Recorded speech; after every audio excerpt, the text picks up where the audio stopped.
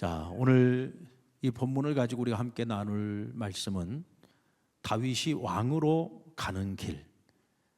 그가 헤브론에서 유다의 왕이 되었다가 7년 6개월 만에 통일 왕국의 왕이 됩니다.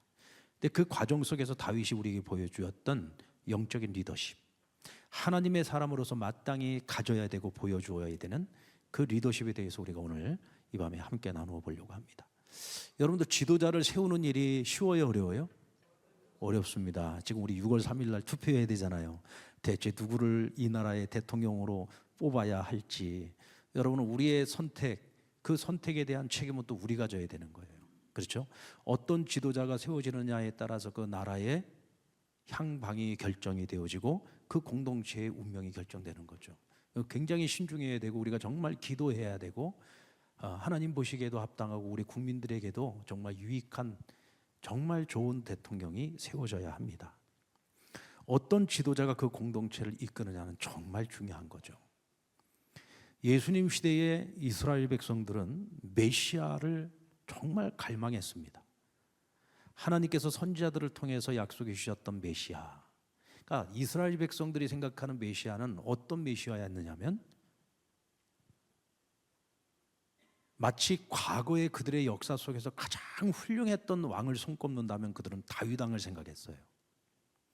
여러분들, 이스라엘 역사에서 가장 부국강병을 이루었던 시대가 어느 시대예요? 다윗 왕국입니까? 솔로몬 왕국입니까? 네? 그렇죠. 솔로몬 왕국입니다. 솔로몬 왕은 아버지가 이루어 놓은 왕권의 토대 위에서 하나님이 주신 지혜로 그 주변에 있던 모든 나라의 왕들이 그의 지혜를 부러워하고 그에게 지혜를 배우기 위해서 이스라엘로 몰려들었어요. 심지어는 이스라엘의 조공을 바치는 나라들이 얼마나 많았습니까? 황금이 넘쳐나는 나라였습니다. 솔로몬 시대만큼 이스라엘의 영광이 화려했던 적이 없어요. 그럼에도 불구하고 이스라엘 백성들은 다윗과 같은 메시아가 이 땅에 와서 우리를 로마로부터 해방시키고 과거 다윗 왕국과 같은 그런 영광이 우리에게 다시 나타날 것을 기대했단 말이죠. 그 왜 다윗 왕국일까? 한마디로 얘기하면 이겁니다. 솔로몬 시대는요, 왕이 행복했어요. 왕의 명성이 높았고요. 왕이 행복했던 시대입니다. 근데 백성들은 행복하지 않았어요. 왕이 자신의 왕국을 더 넓혀나가고 자신의 위엄을 자랑하기 위해서 너무나 많은 성들을 쌓느라고 백성들이 노역에 완전히 지쳐 있었습니다. 그러니까 나라는 막 부강하고 왕은 영광스러울지 모르지만 백성들은 전혀 행복하지 않았다는 거죠. 근데 여러분, 다윗 왕국은 그러지 않았어요. 다윗 왕국은 오히려 왕보다도 백성들이 더 행복했습니다. 왜냐하면 다윗 왕은 처음부터 끝까지 누구보다 하나님을 사랑한 왕이었습니다. 그리고 백성들을 정말 아끼고 사랑하는 왕이었고요. 그래서 백성들을 위한 정치를 펼쳤던 왕이 바로 다윗이었습니다. 그래서 사람들은 솔로몬 시대의 그 영광이 있음에도 불구하고 솔로몬의 영광이 아니라 오히려 다윗의 영광, 그 시대를 꿈꾸고 있었던 거죠. 오늘 본문에서도 다윗은 이 통일 왕국을 건설하는 과정에서 하나님의 사람으로서 보여준 아주 구별된 리더십을 우리에게 보여주고 있어요. 오늘 우리는 그 리더십을 배우고 싶은 겁니다. 왜냐하면 오늘 우리도 이 세상에 하나님께서 만인 제사장으로 삼아주셨잖아요. 하나님 나라를 대표하는 사람들로 우리를 삼아서 우리를 가정으로 또 직장으로 일터로 이 세상 속에 오늘 하나님은 우리를 보내셔서 우리가 하나님 나라의 가치관으로 무장된 하나님의 사람으로 리더십을 발휘하면서 살아가기를 원하십니다. 아멘. 가정에서도 그 리더십을 발휘해야 되고 또 우리 각자의 삶의 자리에서 우린 그 리더십을 발휘함으로써 하나님의 영광을 드러내는 삶을 살아가야 될 사명이 있고 책임이 있기 때문이죠. 자, 다윗을 죽이려고 그토록 쫓아다녔던 왕이 누굽니까? 사울 왕이죠. 그렇죠. 야, 역시 이 밤에 나와서 찬양하는 어린이들은 뭐가 달라도 다르네. 예. 사울 왕이죠. 근데 결국은 사울 왕이 다윗을 쫓아다니다가 어떻게 됐어요? 전쟁터에서 비참하게 전사를 합니다. 자, 사울 왕이 죽고 난 후에 다윗은 아, 이제 사울 왕이 죽었으니까 내가 당장에 예루살렘에 올라가서 왕이 되어야 되겠다. 이런 생각할 수 있어요, 없어요? 있죠. 그리고 심지어는 예루살렘 안에 있는 과거의 사울의 신하들이요, 자, 이제 사울 왕이 죽었으니 이제는 다윗을 데려다가 우리가 그를 왕으로 삼는 것이 옳지 않겠느냐, 이렇게 주장하는 이들이 굉장히 많았어요. 그럼에도 불구하고 다윗은 예루살렘으로 올라가지 않았습니다. 오히려 유다 땅이었던 다른 지역인 헤브론으로 올라갑니다. 그리고 그곳에서 30세 나이에 유다 족속의 왕이 돼요. 그러니까 모든 이스라엘 백성들의 대표로서의 왕이 아니라 유다 족속의 왕이 된 거예요. 마치 한 부족의 왕이 된 것처럼 그렇게 지극히 작은 두 지파를 이루고 있는 유다 지파의 왕이 된 거예요. 자, 그러면 이때에 그러면 다른 이스라엘 지파들은 어떻게 되느냐? 과거 사울 왕국에 소속되어져 있었던 그러면 그 나라는 어떻게 되었느냐? 이때에 과거 사울의 군대 장관이었던 아브넬이라는 사람이 있는데, 이 아브넬이 사울의 아직 살아있는 남아있는 자식인 이스보셋이라고 하는 이를 왕으로 세워요. 그에게 기름을 부어서 자기 멋대로 왕으로 세운 거예요. 그리고 그때부터 7년 6개월 동안 이 다윗의 나라와 그리고 이 이스보셋의 나라가 같은 이스라엘 지파고 같은 한 민족인데 서로 치열한 싸움을 벌이게 됩니다. 그리고 이 싸움을 하는 동안에 다윗은 점점 더 흥하게 되고 이스보셋은 점점 더 쇠퇴하게 됩니다. 그리고 결국 다윗의 나이 37이 되었을 때 이스라엘의 군대 장관 아브넬이 항복을 선언합니다. 그리고 다윗은 통일 왕국의 왕이 돼요. 여러분들, 어린 시절의 다윗은 사무엘 선지자로부터 기름 부음을 받았습니다. 너는 언젠가 훗날 하나님께서 당신을 이 나라의 왕으로 삼으실 겁니다. 그리고 기름을 부었어요. 그리고서 몇 년 후에 그가 왕이 되었느냐면 27년 6개월 만에 왕이 된 겁니다. 오랜 시간이 걸렸죠? 자, 다윗은 왕이 되는 과정에서 그는 어떤 경우에도 상황 논리를 앞세우지 않고 하나님의 뜻을 먼저 구했습니다. 상황 논리라는 게 뭐예요? 지금 내게 주어진 환경이 이러니, 상황이 이러니 내가 지금 이럴 수밖에 없지 않느냐라고 하는 인간적인 생각으로 모든 것을 판단하거나 결정하는 것이 아니에요. 내가 어떤 일을 선택하고 결정을 할 때 그것을 상황의 핑계를 대지 않고 환경의 핑계를 대지 않았다는 거예요. 모든 일을 그는 하나님께 묻고 하나님의 답을 얻기까지 움직이지 않았습니다. 그래서 그가 지금 사울이 죽었다는 소식을 듣고 그 다음 내가 무엇을 해야 하는지에 대해서 철저하게 구체적으로 하나님께 묻고 있어요. 우리 1절 말씀을 제가 읽어드리겠습니다. 그 후에 다윗이 여호와께 여쭈아뢰되 내가 유다 한 성읍으로 올라가리이까? 여호와께서 이르시되 올라가라. 다윗이 이르되 어디로 가리이까? 이르시되 헤브론으로 갈지니라. 자, 마치 어린아이와 같이 하나님께 묻고 있습니다. 내가 유다 땅으로 들어가리이까? 그리고 어디로 가리이까? 여러분, 하나님께 묻는다고 해서 그러면 다윗은 아무런 생각도 하지 않고 자기 나름대로의 판단이나 자기 나름대로 어떤 상황 파악 이런 거 전혀 하지 않고 그냥 무조건적으로 하나님께 묻기만 했느냐? 아니죠. 오늘 묻고 있는 질문을 가만히 들여다보세요. 뭐라고 물었습니까? 내가 유다 땅으로 들어가리이까 하고 물었어요. 제가 유다 땅으로 들어가려고 하는데 하나님, 유다 땅으로 들어가는 것이 하나님 보기에 옳습니까? 아닙니까? 이렇게 물어본 거죠. 이 얘기는 그가 그만큼 생각을 많이 했다는 얘기입니다. 적어도 피를 나눈 나의 형제 부족인 유다 지파의 땅으로 들어가는 것이 보다도 옳지 않을까? 이것이 상황적으로 볼 때에도 타당한 것이 아닐까라고 파악을 한 거예요. 나름대로 많은 생각 끝에 스스로 내린 결론입니다. 그러나 내가 생각하고 판단하고 결정했기 때문에 나는 그렇게 해야 된다고 몰아붙이는 것이 아니라 뭐예요? 하나님께 묻고 있는 거예요. 하나님, 당신께서 아니라고 하면 아닙니다. 그러나 당신께서 허락해 주시면 제가 유다 땅으로 들어가겠습니다 하고 하나님께 묻고 있는 거예요. 그랬더니 하나님께서 뭐라고 하십니까? 유다 땅으로 들어가라, 들어가라라라라, 뭐 이렇게 말씀하셨겠죠? 네. 자, 그 다음이 또 중요해요. 그럼 유다 땅으로 들어가는 허락을 받았어요? 그러면 이번에는 다윗이 뭐라고 묻느냐? 그러면 하나님, 유다 땅 가운데에서도 제가 어디로 들어가야 할까요? 사실 마음은요, 지금 당장이라도 예루살렘으로 올라가고 싶어요. 왜? 얼마나 오랜 세월 동안 도망 다니고 정말 하나님이 기름 부으시겠다고 약속을 하셨는데 언제 왕이 될지 모르는 참 고난의 시간을 살아왔잖아요. 하루라도 빨리 왕이 되고 싶지 않겠어요? 이스라엘이 왕이 되고 싶잖아요. 그러면 당장에 예루살렘으로 올라가고 싶어. 그러나 하나님, 당신의 뜻이 무엇인지를 모르겠습니다. 어디로 가야 합니까? 하고 물을 때 하나님 뭐라고 말씀하셨어요? 헤브론으로 가라. 자, 어쩌면 다윗은 빨리 예루살렘으로 가고 싶은데 하나님의 뜻은 그게 아니에요. 헤브론으로 가라. 그래서 내 생각 내려놓고 어디로? 헤브론으로. 자기 가족들, 부하들, 신하들을 다 이끌고 헤브론으로 가서 그곳에서 왕이 된 거예요. 우리는 다윗이 하나님과 소통하는 오늘 이 모습을 보면서 우리가 하나님과 소통하는 방법이 무엇인지를 배울 수 있습니다.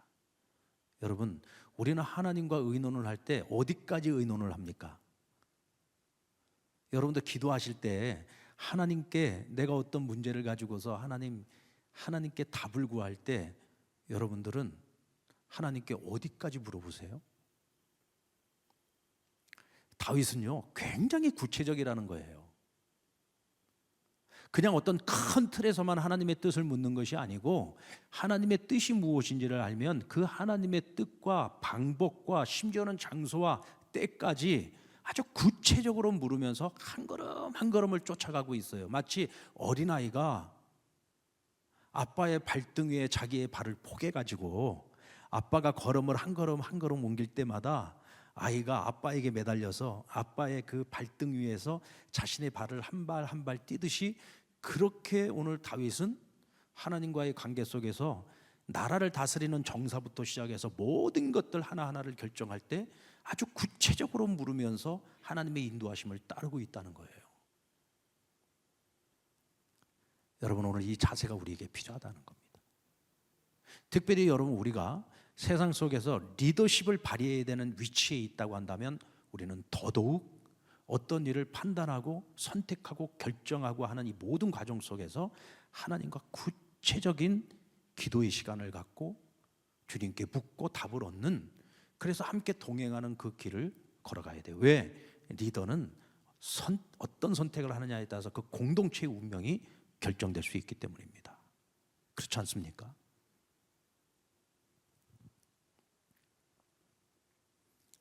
우리는 무엇이든지 하나님께 반드시 물어야 돼요. 그런데 하나님께 묻고 그 길을 순종하며 걸어가는 사람들은요, 하나님이 주시는 선물이 있습니다. 그게 뭐냐면 자신감입니다. 그리고 마음의 평안을 주십니다. 아무것도 염려하지 말고 너희는 무엇이든지 기도와 간구로 하나님께 아뢰라. 그리하면 하나님의 평강이 너희의 마음과 생각을 지키시리라. 할렐루야. 그렇죠. 하나님께 묻는다는 게 뭐예요? 우리가 근심거리, 염려거리, 두려운 어떤 문제들을 앞두고 있을 때 우리가 하나님께 묻는 거잖아요. 하나님께 아뢰는 거잖아요. 그러면 하나님께서 하나님의 평강으로 우리의 마음과 생각을 다스려 주셔서 우리가 요동하지 않는 마음을 가지고 올바른 판단과 올바른 선택을 하면서 그 길을 걸어갈 수 있는데, 그때에 우리는 자신 있게 결정하고 자신 있게 나아갈 수 있다는 거예요. 여러분, 내가 결정하는 것과 내가 생각하고 판단하는 것을 물어서 하나님이 결정해 주시는 게 같아요, 달라요? 내가 결정하면은요, 결정하고서 그 길을 걸어가면서도 내내 불안합니다. 이거 이대로 안 되면 어떻게 하지? 내가 생각한 대로, 내가 계획한 대로 안 되면 어떻게 하지? 계속 불안할 수밖에 없어요. 왜요? 우리가 불완전한 존재이기 때문에.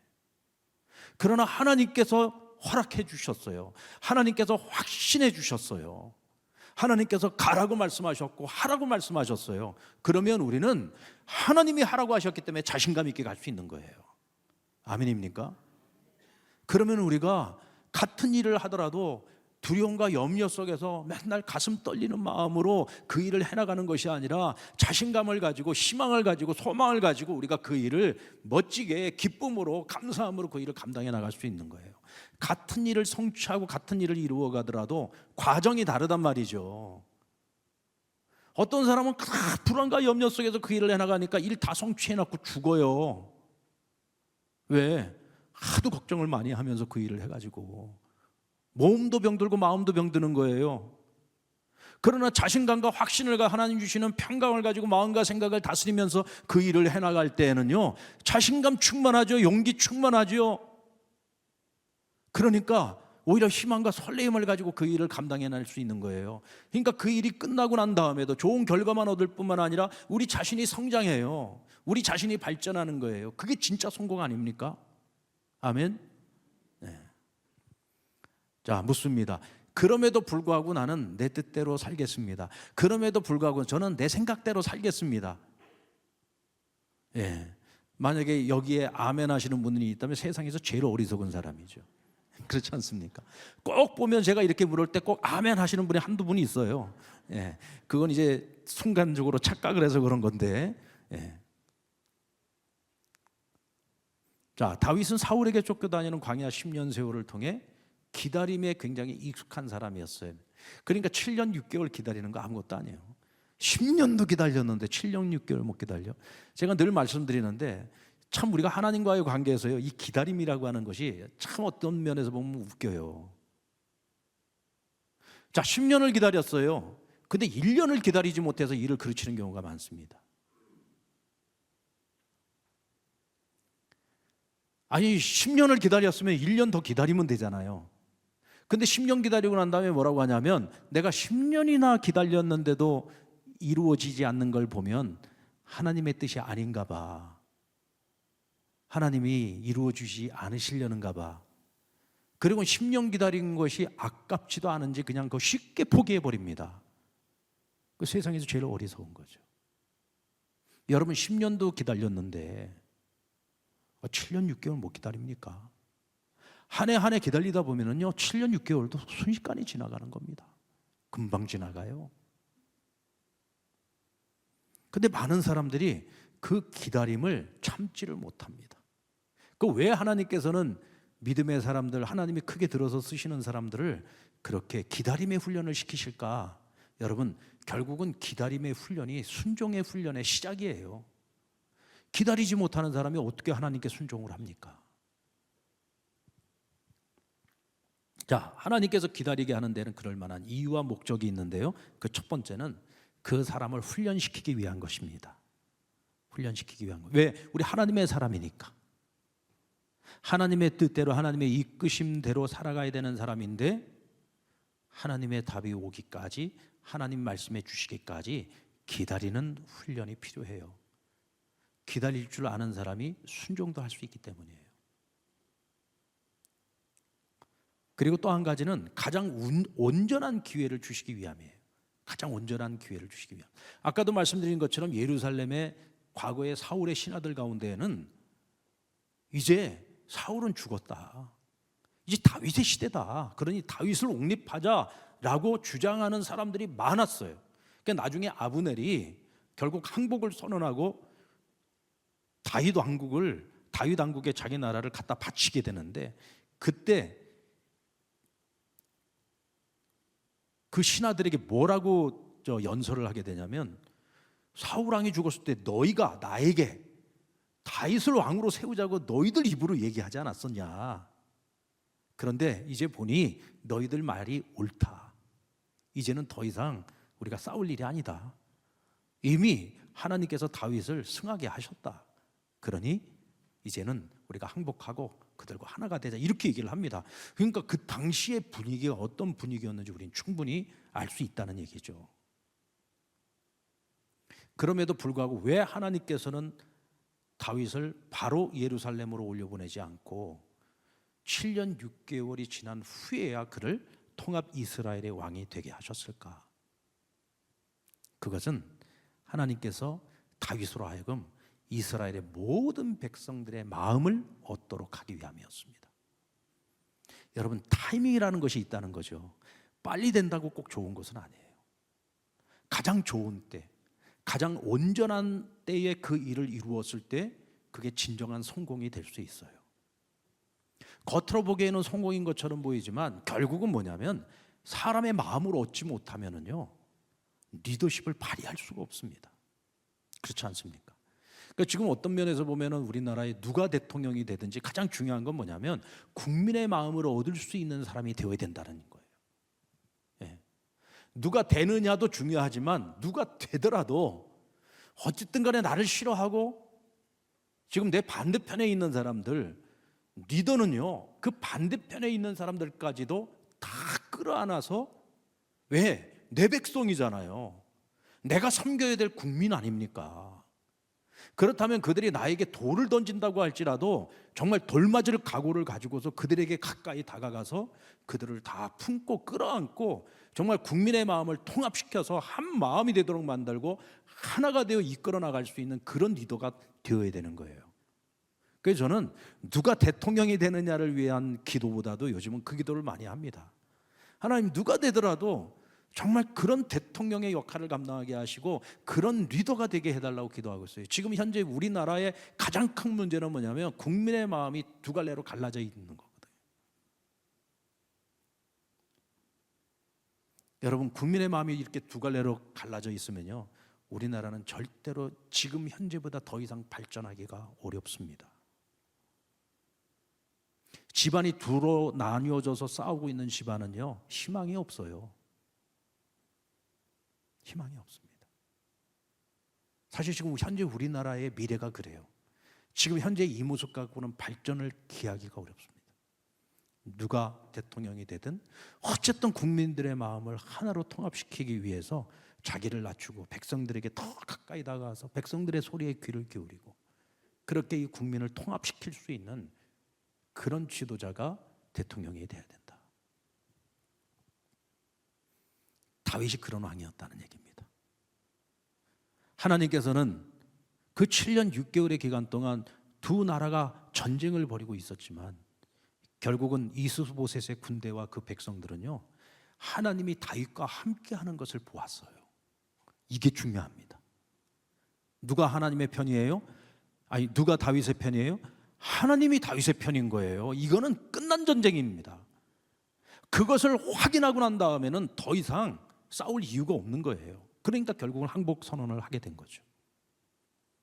그러니까 만 백성이 다윗에게 무릎을 꿇고 그리 리더십 앞에 순종을 하게 되고 그 통합된 마음을 가지고 다윗이 나라를 온전하게 통치하고 다스릴 수 있었던 겁니다.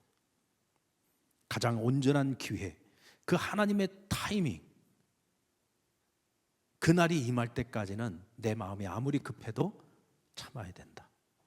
여러분, 서두르면 무리수를 두게 됩니다. 그렇죠? 서두르면 무리수를 두게 됩니다. 제가 윤석열 대통령 처음 계엄 사태 딱 발생됐을 때 제가 우리 성도들에게 그날이 수요일이었을 거예요. 수요일 저녁에 제가 그때 이런 말씀을 드렸습니다. 아마 기억하시는 분 기억하실 거예요. 윤석열 대통령이 국민을 믿지 못했네요 라는 얘기를 했습니다. 여러분, 대통령이 되는 것은 국민의 지지를 받았기 때문에 대통령이 된 겁니다. 그렇다면 지금 국정을 운영함에 있어 내가 지금 아무리 속 터지고 답답하고 어렵고 힘든 일이 있어도 누구를 믿어야 돼요? 국민을 믿어야 되는 거예요. 저는 그렇게 생각합니다. 여러분 생각이 다를지도 몰라요. 근데 저는 그렇게 생각했어요. 그래도 국민을 믿어야지.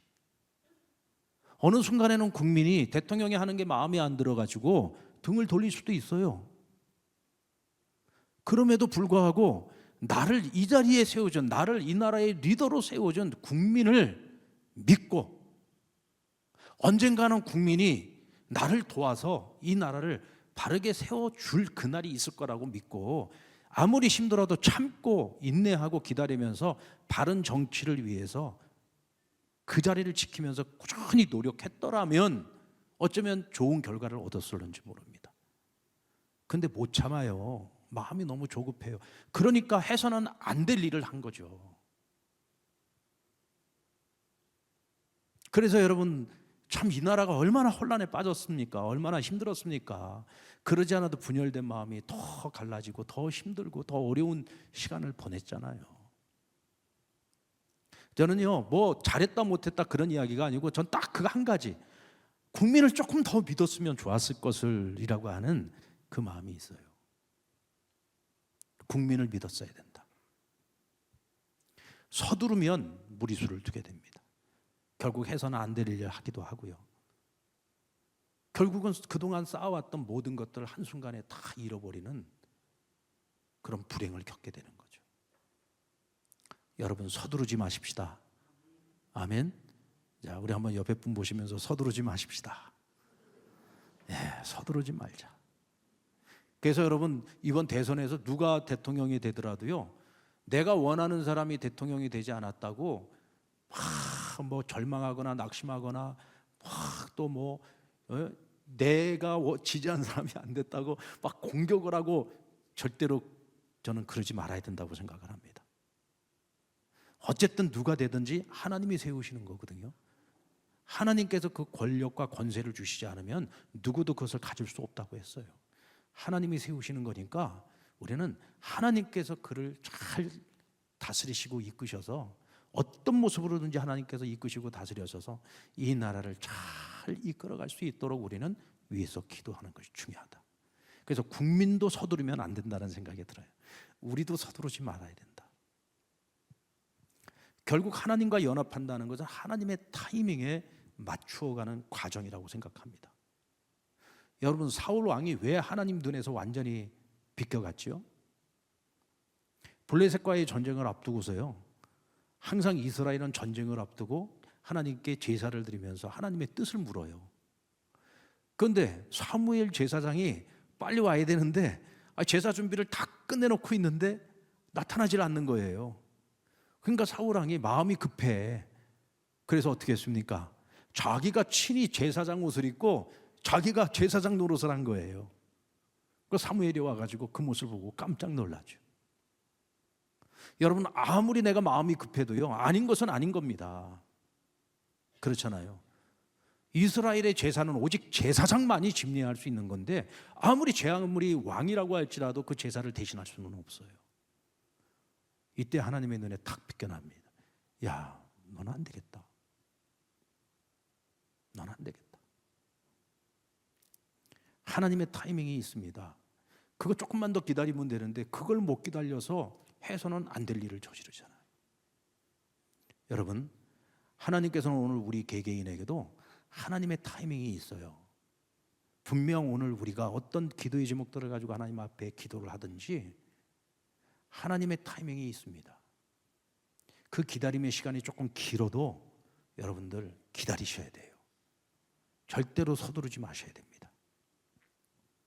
다윗은 왕이 되어져 가는 과정에서 사람으로서의 도리를 잊지 않고 있어요. 오늘 이 본문에 나와 있는 내용이 바로 그 내용인데, 그는 사람으로서의 기본 도리를 지키는 것이 그 어떤 것보다도 중요하다는 생각을 가졌습니다.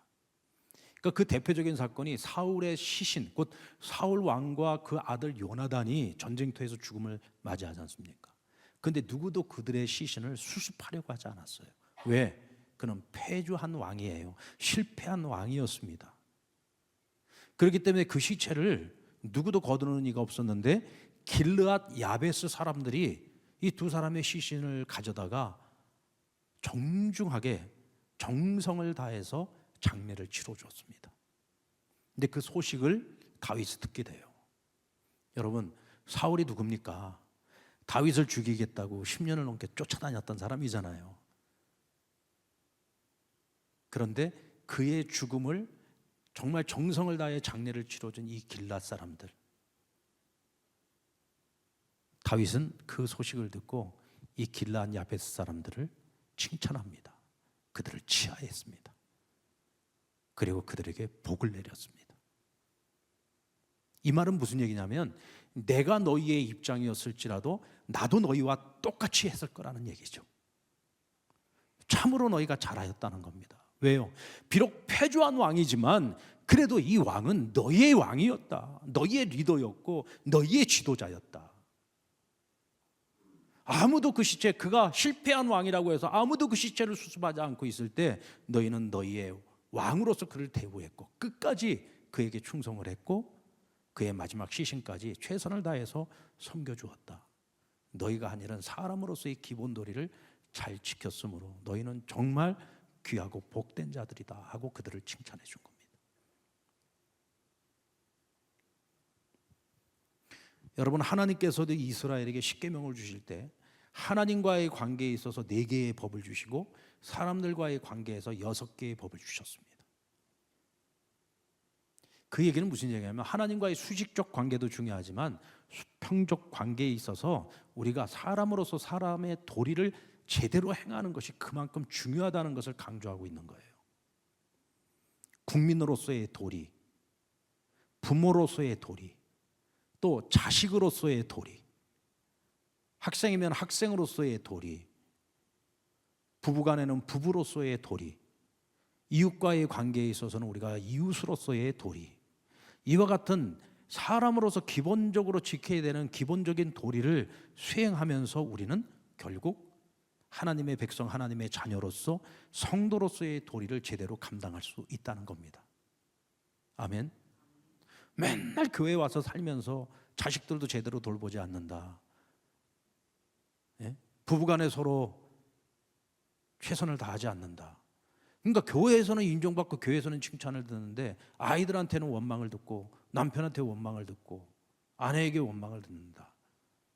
또 형제들에게 원망을 듣는다. 이건 잘못된 거죠. 자식으로서 부모에게 해야 될 마땅한 도리를 행하면서 하나님을 잘 섬길 때에 하나님께 영광이 돌아가는 것입니다. 그렇지 않겠습니까? 자식 도리는 완전히 내팽개쳐 놓고서 맨날 교회 와서 살기만 한다? 그러면은 그 가족들이 뭐라고 그랬습니까? 광신자라고 하지 않겠어요? 제 부모도 제대로 섬기지 않으면서 지가 뭔 저거 맨날 하나님 섬긴다고 저러고 돌아다녀. 저 미친 거 아니야? 이렇게 생각하지 않겠습니까? 전혀 하나님의 영광을 돌리는 게 아니라 오히려 하나님의 영광을 가리우는 거죠.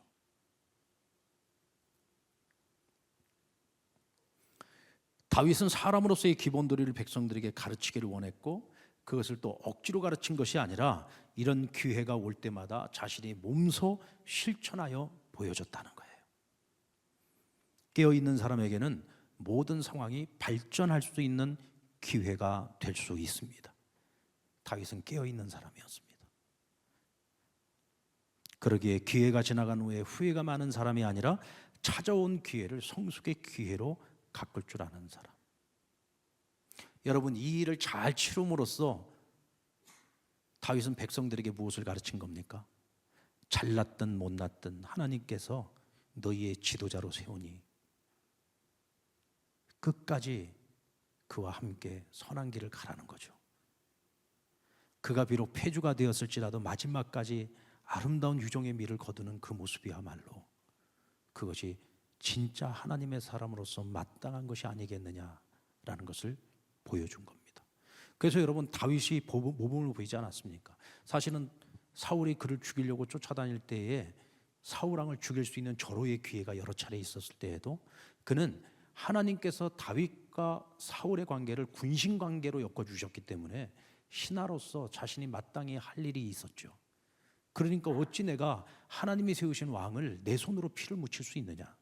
죽이지 않았습니다.